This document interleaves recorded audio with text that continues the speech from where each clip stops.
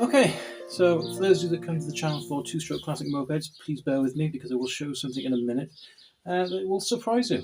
This is a Suzuki VL125 Intruder. As the name suggests, it's a V-twin 125 motorcycle. And for those of you who say it's not a classic, it's actually 25 years old. It's a W Reg. It's about 1999, first year production, I believe. And it's not original, as you can see. Somebody has taken off the exhaust silencers, just straight pipes. They've side mounted the number plate, which is hilarious because of the rear of the exhaust pipe is now melting the wires to the number plate light. And they've also chopped the rear mudguard down or bobbed it. Okay, so the reason it's at my workshop is that the person that bought the bike was told it didn't start because these extra lights had been fitted, they'd blow the electrics. But that was incorrect, and that's because they're not actually wired up. And the reason it wouldn't start was because the battery was deaf, and the starter solenoid was in 2 bits and not 1 bit. And so I fitted a new battery and a new starter solenoid, and then it started. Unfortunately, it didn't run. So I did a check of the MOT history, and it hadn't been on the road in 4 years. And so I had 4-year-old petrol in it. Okay, so cleaning the fuel system on a bike like this is a bit of a pain in the backside, because even though this looks like a regular fuel tap, it's not. It's a vacuum operated one. It's got a reserve position, an on position, and a prime position. There's actually no off position on it. It's a vacuum connection on the back, and it's a pulse from the front cylinder that basically turns the fuel on and off.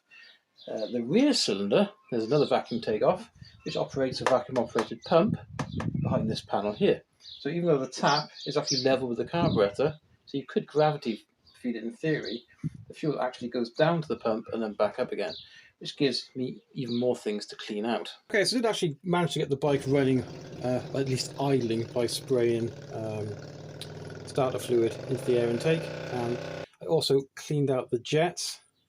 I managed to get fuel up from the pump into the float chamber. It would actually idle that way as well, but it wouldn't rev. As soon as you open the throttle, it would just bog. So there's definitely a problem with one of the circuits within the carb. So I gave this an external clean because it was really dirty. And I used this stuff here from Lidl's, which is like £2.49 for half a litre. It actually works really well on carburetors. And it's been the ultrasonic cleaner today as well, which is clean up all the internal passageways. But I'm waiting for a carburetor kit to turn up from France to rebuild it. And that comes with all new diaphragms. It comes with a new float assembly. So I'm hoping that will do the trick. Okay, for you moped fans, you compare the size of this 65cc cylinder kit, compare it to these cylinder barrels. Looks tiny, doesn't it? And yet this takes the same size piston as each of these, which is a 44mm. Each one of these cylinders is roughly 62cc, and they produce 6.5 horsepower each. This bike makes over just over 13.1 horsepower, which is a fair amount for a bike of this size and weight. It weighs 150 kilograms dry.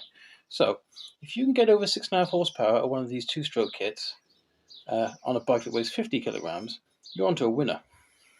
Hopefully once all the parts have turned up, this bike will be gone soon because I want to get the CZ underneath the lean-to so I can work on it out of the weather.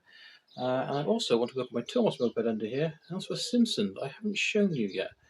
Anyway, if you like the video, just a like button down there, and if you subscribe, it's much appreciated. If you haven't done so, please do so because it's absolutely free and it'll be freaking awesome. And I'll see you again soon. Take care.